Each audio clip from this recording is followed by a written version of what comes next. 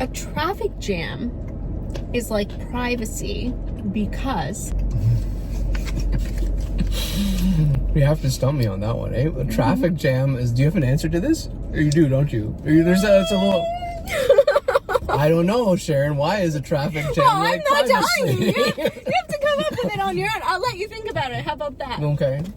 You think about it while I drive us to the car wash. My next guest is Mike Branch from Geotab. Mike is VP of Data and Analytics. Geotab is one of the greatest telematics company ever. He also helped to launch an AI assistant for Geotab, making fleet data a lot more accessible and transparent. I see him. Let me get him in the car. Hey, need a ride? I think I might. Come on in. Let's do this. Thank you. What is Geotab? What do you guys do? We're a connected vehicle platform. So if you want to know anything about your vehicle as a fleet, if you're harsh braking, if you're speeding, if there's a problem with the battery in your car, all that kind of stuff, we connect up to the OBD port in your vehicle, that little plug that's usually the side of...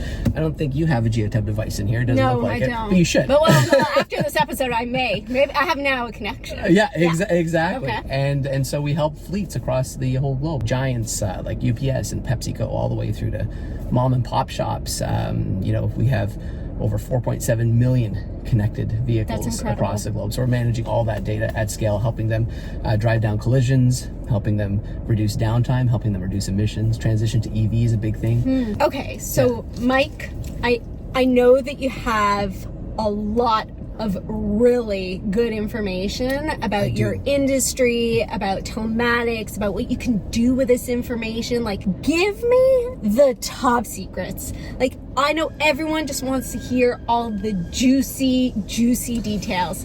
Tell us everything. Oh, you want to hear everything? I want everything. All right. But the good stuff, like the juicy stuff. All right, here we go. Okay. So here...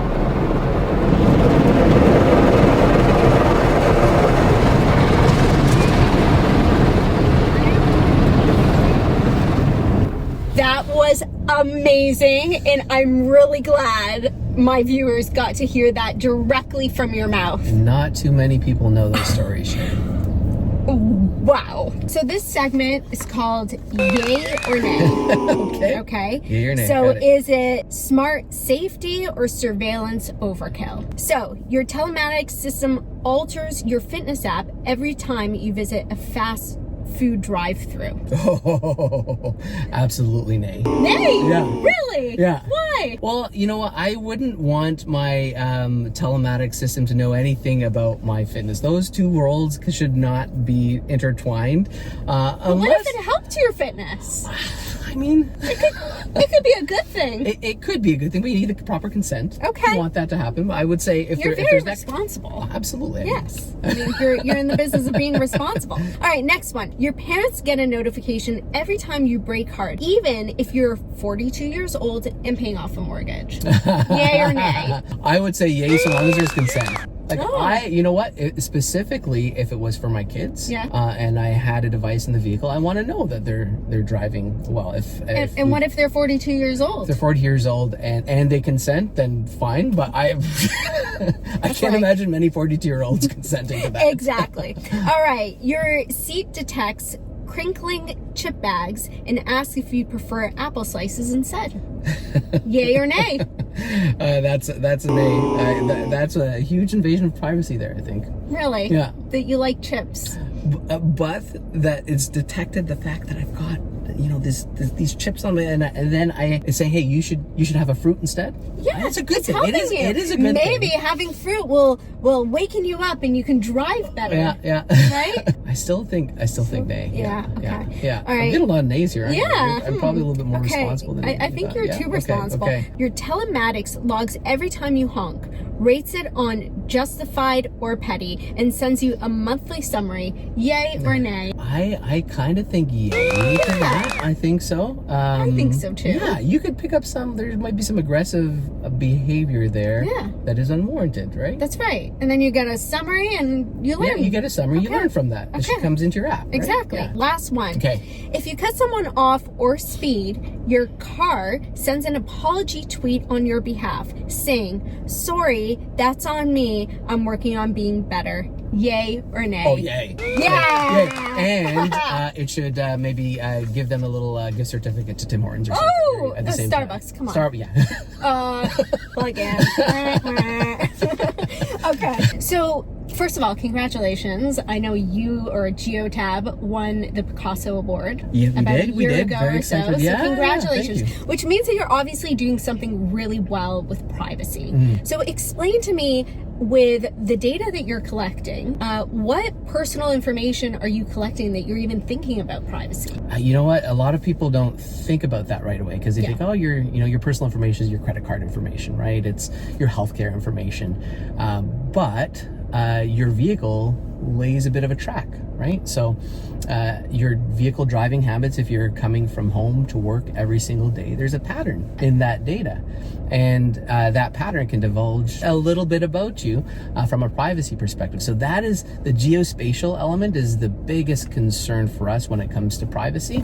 There's other pseudo identifiers like VIN as well too. Yeah. Where it's traveling, that's our biggest risk area. If you're a fleet company, isn't that the information that you want to collect? That's exactly it. Yeah. And therein lies a conundrum, right? You absolutely need that data to do your business, but you have to also give privacy measures to the fleet to allow them to turn off GPS data whenever somebody's in, say, like a personal mode. For us, it's really important to understand if we're dealing with data that might be personal or not. And you have a driver that works for a company, they may take that vehicle home. You shouldn't be tracking the data that is in that kind of personal mode. And so as we're developing new data and insights for a lot of our customers, we can't be doing it based on a lot of this personal data. But to your point, absolutely, our customers want to know where their vehicles are. It helps for routing, right? Yeah. Helps for a whole series of things. They couldn't run their business if they didn't have that GPS data. Are you using that data for any other purpose or sharing that data for insights for other organizations or municipalities or anything like that? Yeah, we believe that, there's certainly a whole host of reasons that you can use this data for that can really benefit society. Yeah. We recently did our platform Altitude, which we take all this data privacy compliant and made it available for municipalities to look at, areas and cities where there's congestion and where you might look at better planning for freight. We did a study with on the Gardner Expressway, which, as we're all familiar with, there's 3 lanes in, 3 lanes out, and now construction's been done, and you've got 2 lanes in, 2 lanes out. It has a huge impact on productivity in the whole city. And so as a result of some of the study we did to show that impact, it was able to bring down the construction time. So I think another $73 million was put into that project to bring down the time. But you can't do that without privacy compliant data. And that's why I always say, like, not all GPS data is created equal. So what do you mean by that? So you could slam on your brakes at an intersection. A whole bunch of people do that. You want to be able to understand, is that a dangerous intersection or not? And that is an okay use. You're not divulging private data at that point. If it's happening from multiple vehicles in a common area, dangerous driving area. But you don't want to start divulging things like Mike drove from his home to the office every single day. There was that New York Times expose. Do you remember that? It was like 1 data set, 0 trust. And so in that data set, what they exposed was individual vehicle driving patterns. And he was able to very clearly see when somebody was going to maybe change their job. They went from their home to Microsoft, then they went home to Amazon, then home to Microsoft. So you could see that pattern divulge information that it shouldn't. So Mike, I understand you were instrumental in launching the ACE platform, which is Geotab's AI assistant. Tell me about it. Our theory was, if we launched ACE, that a lot of our fleet customers want to just be able to ask a question about their vehicles or their fleet, because you have this data deluge, right? So you've got these dashboards every which way. We're streaming 100 billion data points a day into our ecosystem. Oh my God, that's 100 crazy. billion with a B, Wow. And we have got 55,000 customers across so many different verticals. So to be able to create this one size fits all dashboard for everyone didn't really make sense. So similar to ChatGPT, like, can I ask a question about my fleet and have it give me the answer? And that was the theory. And so when we ran some initial tests with customers, they love this idea, right? Yeah, Being able to sounds ask, great. who are my safest drivers? Do I have a problem with, any of my vehicle's batteries? Just anything you could think about for your fleet, ask it. I imagine, though, with any generative AI tools, there are risks. They never hallucination. Never. Wow. I think everyone needs to come to you and figure out what you've absolutely. done. We've made, AI that never hallucinates. No. So how do you make it responsible? Yeah. Tell me about it. What was your journey? The whole concept of responsible is, I think, an interesting one because there's so many different kind of facets to it. So you want to make sure that it doesn't go off on a tangent, right? And answer questions that it really shouldn't. Yeah. So we've done a lot of training there. It can't answer a question like, who should I fire? It can or it can't. It can't. No, Okay.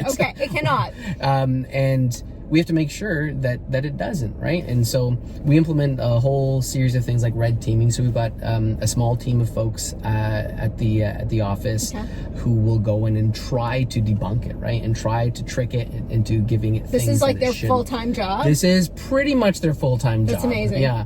How do you get a job doing that? That's pretty cool, right? Because it takes a little bit of understanding what's going on behind the hood and some creativity as well too. So we're looking at ways to automate that a little bit more, which would be really interesting.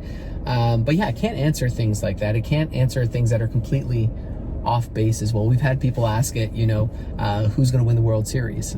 Sorry, I'm a fleet data science agent. I can't answer these kinds of things. It's okay. So I know a lot of our viewers are thinking about AI. They are thinking about implementing AI, and they are also hearing a lot of buzzwords like responsible AI. So what advice would you give them if they're just getting started and they want to do the right thing? They may not know how to do the right thing.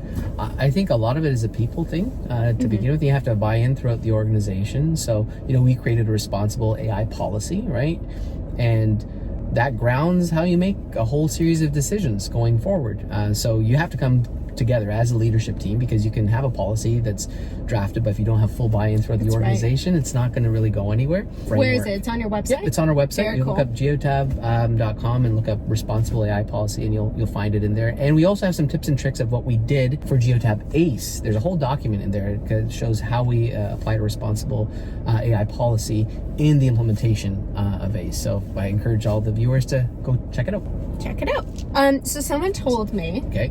that you like chocolate covered almonds. Oh yeah. When you go on a road trip. 100% I do. So Look at that. here you go. Oh, amazing. Feel free to bust it open. We are on a road trip after all. All right. Like I can do this now? You can totally do this now if you want. Sharon, I mean, you've given me something here that I'm absolutely going to But you know you have to share. 100%. What do you think I am? Here you All go. right. There you go. You get the first one too. Oh, thank you. All right. Awesome.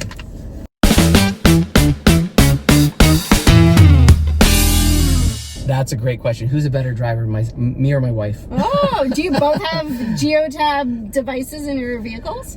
We don't, but I have to get one on her vehicle. I have it on mine. I don't have it on hers yet. So we can. Well, maybe she doesn't want it in her car. She doesn't want you to track her. So I can ask Ace that question.